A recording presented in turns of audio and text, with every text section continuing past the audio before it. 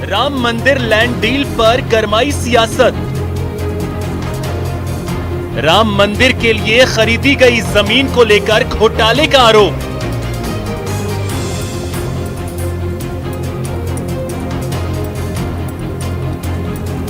आप सांसद संजय सिंह का आरोप, जमीन खरीद में हुआ घोटाला। विपक्ष का सवाल, 10 मिनट में 2 करोड़ की जमीन 18.5 करोड़ की कैसे हो गई? चंदे के पैसे में घोटाला और भ्रष्टाचार हो रहा है और उनके समर्थन में जिस प्रकार से भारतीय जनता पार्टी आई, मैं पूछना चाहता हूं भाजपा वालों को इन करोड़ों के घोटाले में कितना हिस्सा मिला है, उनको बताना चाहिए। राम मंदिर ट्रस्ट का जवाब, सारे आरोप झूठे, बताएं जमीन सौदे के फैक्ट। राम मंदिर ट्रस्ट ने कहा वास्तविक दर से जमीन बहुत कम कीमत पर खरीदी गई। आरोप लगते ही रहते हैं, मैं 100 साल से आरोप ही देख रहे हैं हम लोग। आरोप से हम चिंता नहीं करते, आप भी चिंता मत करिए, आप खूब लगाइए, आप अपना काम करिए, हम अपना काम करेंगे। नहीं कहना, अभी स्टडी करेंगे। कांग्रेस की मांग, पूरे मामले की ईडी और सीबीआई से जांच कराई जाए। काले धन को सफेद तो नहीं किया जा रहा, कुछ और तो खेल नहीं हो रहा है। तो जांच करे वही सुप्रीम कोर्ट की बेंच जिसने फैसला दिया था, उसके जो बाकी जजेस बचे हैं। बीजेपी का पलटवार, आरोप लगाने की कांग्रेस की पुरानी फितरत। देखिए, जिनके हाथ राम भक्तों के खून से रंगे हैं वो सलाह न दें। अगर कोई किसी ने भी गड़बड़ किया होगा, ट्रस्ट उसकी जांच करेगा और जो दोषी होंगे उनके खिलाफ कार्रवाई होगी। बड़ा सवाल, आस्था से खिलवाड़ या राजनीतिक दुष्प्रचार? राम मंदिर के नाम पर सियासत काम पर। तो ऐसी क्या आवश्यकता थी, मैं जानना चाहता हूं ट्रस्ट से, ऐसी कौन सी आवश्यकता थी और वो जमीन कौन सा सोना उगल रही थी कि आपने 2 करोड़ की जमीन को 18.5 करोड़ में ले लिया? नमस्कार, बहुत स्वागत है आपका। प्राइम डिबेट देख रहे हैं आप, आपके साथ में जेपी शर्मा। श्री राम जन्मभूमि से विवाद शब्द का सदियों पुराना ताल्लुक खत्म हुआ तो एक और विवाद सामने आ गया। विवाद भूमिका ही है, जिसको लेकर आम आदमी पार्टी और समाजवादी पार्टी बेहद हमलावर हैं। आरोप लगाया गया कि जिस जमीन को 2 करोड़ रुपए में अभी खरीदा बेचा गया, वो 10 मिनट में ही 18 करोड़ की हो गई। ट्रस्ट द्वारा भूमि खरीद में गड़बड़ झाले की आशंका जताई गई और कागज भी दिखाए गए। हालांकि ट्रस्ट की ओर से कागजों के साथ ही ये स्पष्ट किया गया कि कोई गड़बड़ झाला नहीं है। पहला और दूसरा खरीद बेचान जिन दरों पर किया गया था, कोर्ट का फैसला आने के बाद उसका पंजीयन हुआ और वो खरीद की समय की दरों पर हुआ, इसलिए इतना बड़ा अंतर दिख रहा है। बहरहाल तथ्य विरोधाभासी हैं, लेकिन कांग्रेस समेत आप और सपा इसकी उच्च स्तरीय जांच की मांग कर रहे हैं। तो ट्रस्ट की तरफ से चुनौती दी गई है कि सच्चाई सामने आने के बाद अगर आरोप लगाने वाले माफी भी मांगेंगे तो भी माफ नहीं करेंगे और मानहानि का दावा करेंगे। मामला करोड़ों लोगों की आस्था का है। तो प्राइम डिबेट में आज इस पर चर्चा हम करेंगे।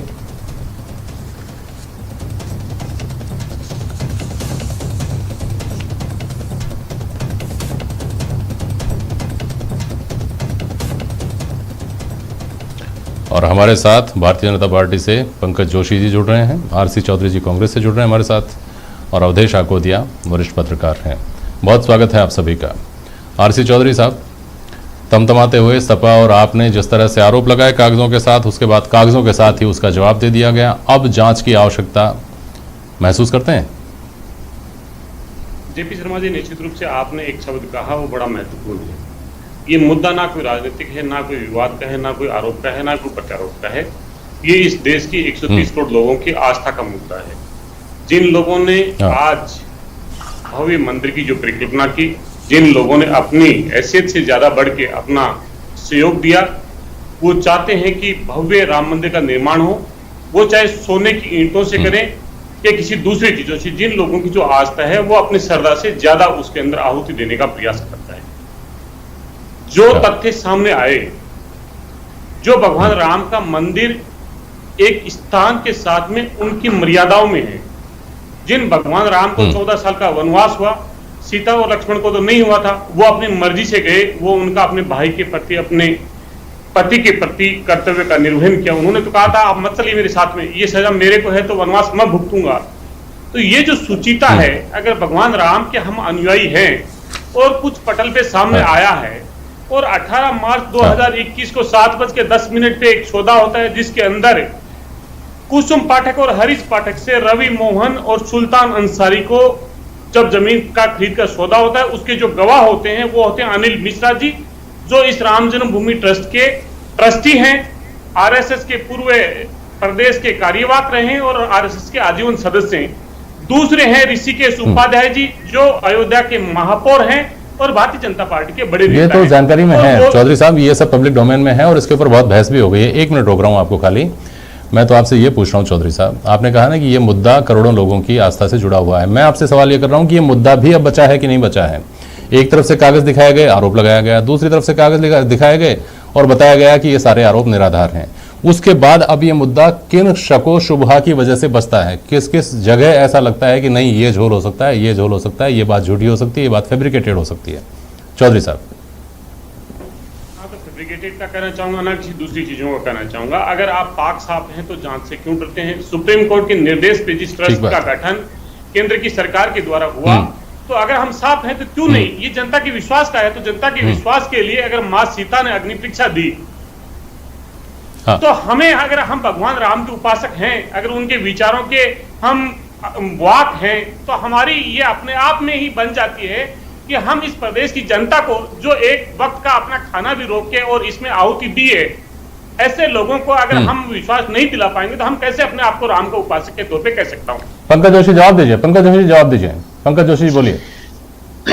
देखिए, बड़ी अजीब सी बात थी और मुझे आशीष चौधरी साहब पे जो है एक राष्ट्रीय पार्टी होने के कारण और बिना तथ्यों की जानकारी ली, एक राष्ट्रीय पार्टी, और उन्होंने कहा कि 130 करोड़ ही नहीं, पूरे विश्व में जो भारत देश है उसकी जो ख्याति है, जिस भगवान राम के नाम पे आपने केवल एक अपने बयान से जो है खराब कर दी कि वहां पर आस्था के प्रति किस तरह का खेल होता है। केवल आपने ये भी कोशिश की राष्ट्रीय पार्टी होने के नाते कि हम इसकी जानकारी तो कर लें।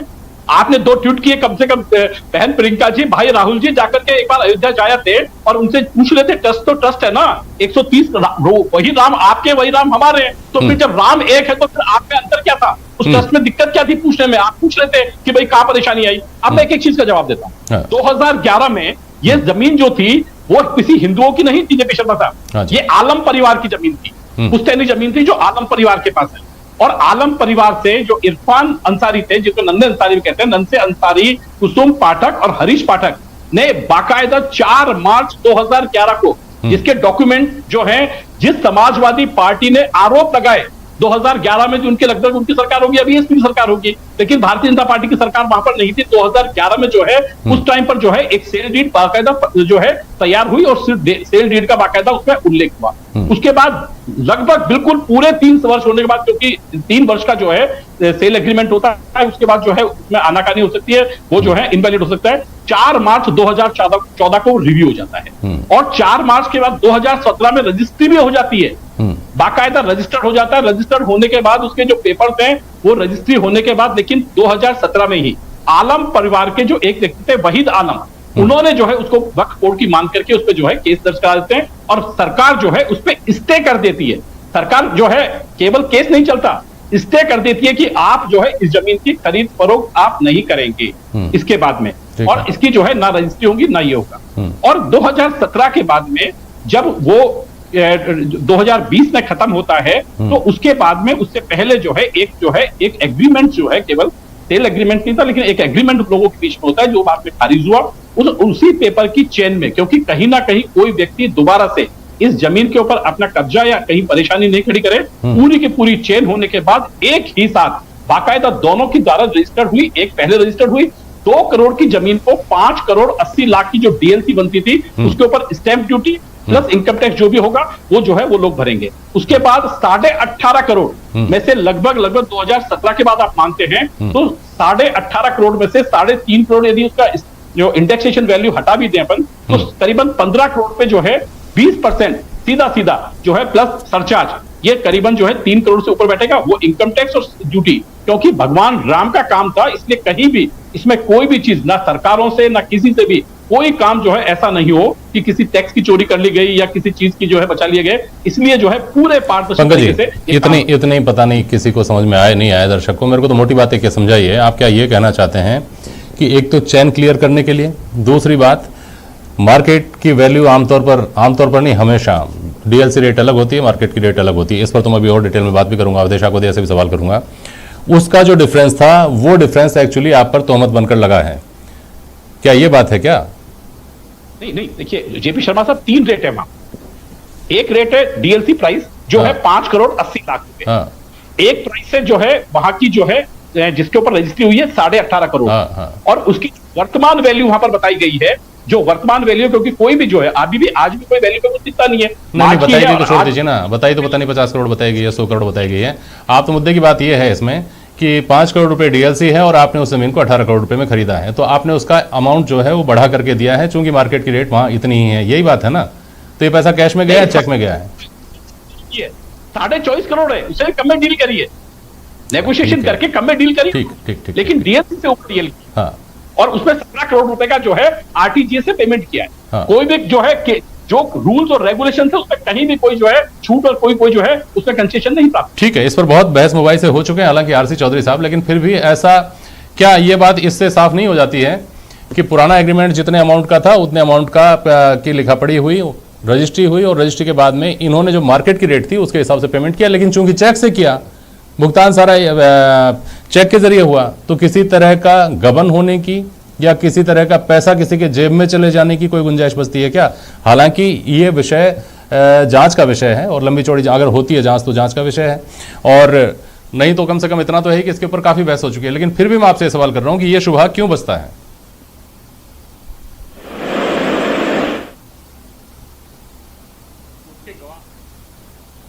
और वही प्रॉपर्टी 5 मिनट बाद में अवधेश आकोदिया जी को बेच दी जाती है, उस प्रॉपर्टी के भी गवाह आप होते हैं और आप ट्रस्टी।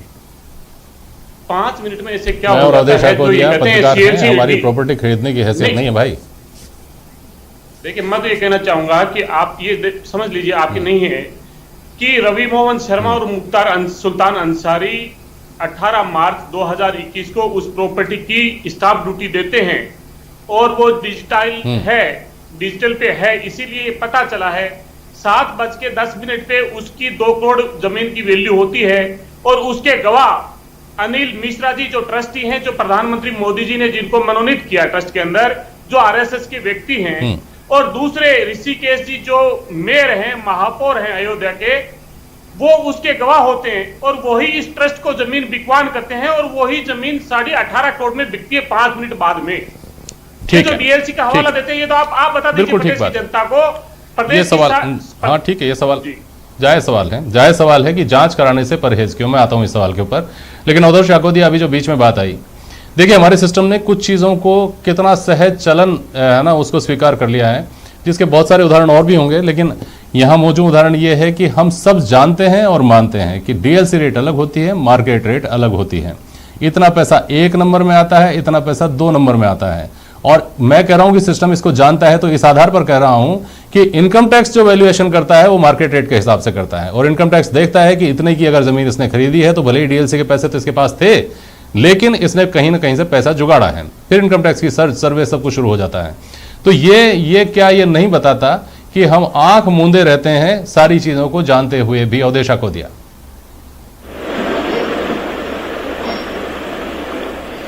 जी बिल्कुल जेपी जी, देखिए हम सबको पता है, हम चाहे भले ही खुद सौदे नहीं करते हो, लेकिन आए दिन हम अपने आसपास सौदे होते हुए देखते हैं। जो मार्केट रेट होती है वो अलग है, जो डीएलसी रेट होती है वो अलग है। ये जो अयोध्या वाला मामला है उसमें भी यही हुआ है।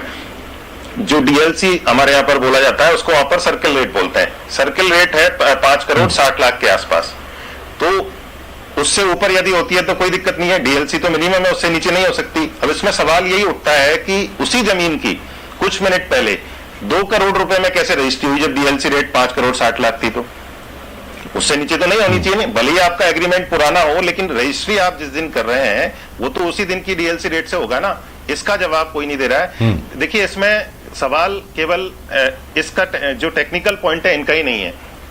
जैसा आपने शुरुआत में कहा कार्यक्रम के कि जब सुप्रीम कोर्ट का डिसीजन आया था जब पूरे इस विवाद का पटाक्षेप हुआ था तो ये ऐसा लगा था कि ये विवाद अब थम गया है, लेकिन ऐसा लगता है कि जो राम जन्मभूमि है उसके साथ और विवादों का चोली दामन का साथ है। उसके बाद जो ट्रस्ट का गठन हुआ उसमें विवाद हुआ, उसके बाद जो मुहूर्त हुआ वहां पे भूमि पूजन का उसमें विवाद हुआ, उसके बाद ये जो जमीन खरीदी गई इसमें विवाद हुआ। इसमें विवाद केवल विपक्ष की तरफ से नहीं उठाया जा रहा है, वहां के रामलला के जो पुजारी हैं वो भी बोल रहे हैं, ट्रस्ट के जो बाकी लोग हैं वो भी बोल रहे हैं कि हमको विश्वास में नहीं ले गया, कुछ लोग इसमें मनमानी करते हैं। तो इस तरह की जो चीजें होती हैं वो वाकई में जिस तरह की आस्था रामलला से लोगों की जुड़ी हुई है उस हिसाब से ये दुर्भाग्यपूर्ण है। ऐसी स्थिति नहीं होनी चाहिए। जब इतने दशकों से चला हुआ विवाद सुलझ गया है तो ऐसी छोटी छोटी चीजों पर विवाद नहीं होना चाहिए। बिल्कुल ठीक बात है। पंकज जोशी जी, पहला सवाल तो एक अवधेशा को दिया नहीं किया, उसका जवाब दे दीजिए। उन्होंने कहा कि डीएलसी रेट अगर 5 करोड़ की है तो 2 करोड़ रुपए में कैसे, पहली रजिस्ट्री 2 करोड़ रुपए में कैसे होगी, वो संक्षेप में बताइएगा, बोलिए। विभिन्न शब्दों में कहता हूं आपको जी 2 करोड़ में रजिस्ट्री नहीं हुई। जो रजिस्ट्री 2021 में पहली रजिस्ट्री हुई वो 5 करोड़ 80 लाख रुपए में हुई। 2 करोड़ की वैल्यू लिखी गई, 5 करोड़ 80 लाख रुपए पर स्टैंप ड्यूटी पेमेंट की गई। क्यों? क्योंकि उसकी सर्किल रेट से नीचे रजिस्ट्री करने की पावर नहीं है। ठीक, तो ऐसा नहीं होता है। बिल्कुल आपने ठीक। हाँ, ये होता है। लेकिन फिर भी पंकज जोशी, ऐसा कहा जाता है, हम सुनते आए हैं, हम पढ़ते आए हैं। पंकज जोशी जी सुनिए, यद्यपि शुद्धम लोक विरुद्धम न कथनीयम न करणीयम। और जहां श्री राम की बात हो रही है तो उन्होंने तो आरसी चौधरी ने शुरू में बात कही, बहुत वैलिड बात कही कि श्री राम ने तो शुचिता के लिए और विश्वसनीयता के लिए खुद परीक्षाएं दी और खुद के लोगों की परीक्षाएं लेकर लोगों को दी कि देखिए सब कुछ सही है। समंतक मणि के बारे में सुना होगा, जब आप श्री राम की बात कर रहे हैं और आप भारतीय जनता पार्टी के कार्यकर्ता हैं, नेता हैं। समंतक मणि में खुद को निर्दोष साबित करने के लिए श्री कृष्ण को कितने पापड़ बेलने पड़े थे, वो भी आपको याद होगा, धार्मिक आख्यान। तो ऐसी स्थिति में जांच के लिए तो खुद आगे आना चाहिए था कि जब इतना बड़ा लोगों की आस्था, लोगों की श्रद्धा जो है उसके डिगने का एक खतरा पैदा हो गया है, तो हम खुद आगे आते हैं, हम खुद जांच करवाएंगे, खुद ऑडिट करवाएंगे, लोगों के बीच में लेकर के जाएंगे। पंकज जोशी जी, वो भी जांच कराएंगे, वो सार्वजनिक करेंगे, वो बात अलग है आपकी, वो भी कर देंगे। अब आपको मैं आता हूं, आप मुझे बताइए कि आपने बिल्कुल बात सही की, सारी चीजें कही कि भगवान राम जो है मर्यादित थे। आरसी चौधरी जी ने कहा जिस दिन ये हलफनामा दे रहे थे कि भगवान राम काल्पनिक है, उस दिन इनकी आत्मा नहीं जगी। जिस दिन कपिल सिब्बल जो है करके जो राम मंदिर इसके ऊपर तो जिस दिन इन्होंने हलफनामा दिया था उस दिन आप, मैं, आरसी चौधरी या कोई दूसरे बैठे होंगे, लेकिन बहुत विस्तार से बहस हो चुकी है, ये सारे सवाल तो उठ चुके हैं। दत्तात्रेय गोत्र से लेकर कैलाश मानसरोवर की यात्रा और फिर उन सब चीजों का गायब हो जाना, उस सब के बारे में बातचीत हो चुकी है। आप पर किस किस तरह के धर्म को लेकर के बहुसंख्यकों को अपीज करने के जो आरोप लगते हैं उन सब पर विस्तार से चर्चा होती रहती है। लेकिन आपने एक राजनीतिक एंगल इसका लिया है, तो मैं अवधेशा को दिया सवाल आपसे करूंगा, चूंकि जिनकी बात हो रही है वो यहाँ नहीं है।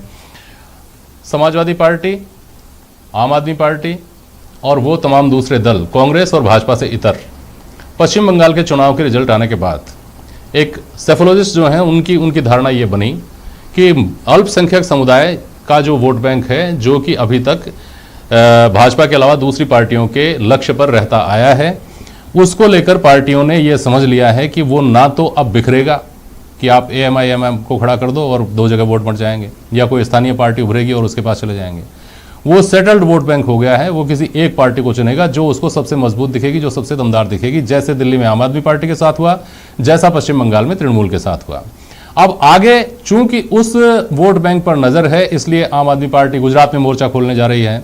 समाजवादी पार्टी को पता है कि चुनाव आने वाले हैं, सेटल्ड वोट बैंक के तौर पर मिलेगा तो माइनॉरिटी मिलेगी। तो ये सारी जो बातें निकल कर आ रही हैं, ये तमाम जो घटनाक्रम है, वो क्या इसके इर्द गिर्द ये बातें भी आती हैं, क्या इसके इर्द गिर्द भी घूमता है क्या?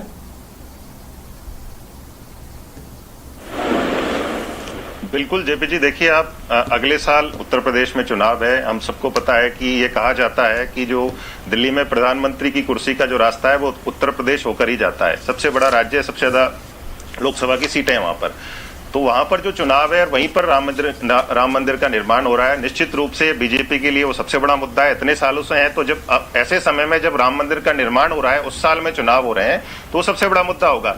तो ऐसे समय में जो विपक्ष वहां पर है, जो चाहे वो समाजवादी पार्टी है चाहे आम आदमी पार्टी है, वो वहां पर बीजेपी को इस मुद्दे को भुनाने से रोकने के लिए ये जो उनको एक मौका मिला है उसको जोर शोर से उठाना चाहती है। जो दूसरा आपने पक्ष कहा कि जो अल्पसंख्यक वोट हैं उनके बारे में धारणा बना ली गई है कि ये उसके साथ जाएंगे जो भाजपा को हराने की स्थिति में होगा। अब जो बहुसंख्यक वोट है जिनको लामबंद करने में बीजेपी अब तक सफल रही है, उसमें किस प्रकार से सेंध लगाई जाए। तो ये जो पूरी हिंदुत्व की राजनीति है बीजेपी की, उसको कैसे काउंटर किया जाए, इसके अलग अलग रणनीति अलग अलग राजनीतिक दल बना रहे हैं। उसी का हिस्सा है कि इतनी एग्रेसिव होके समाजवादी पार्टी और आम आदमी पार्टी इस मुद्दे को उठा रही। चलिए, आज की डिबेट का यहीं जय श्री राम करते हैं। बहुत शुक्रिया आप सभी का आज प्राइम डिबेट में शामिल होने के लिए। आज के लिए बस इतना ही। नमस्कार।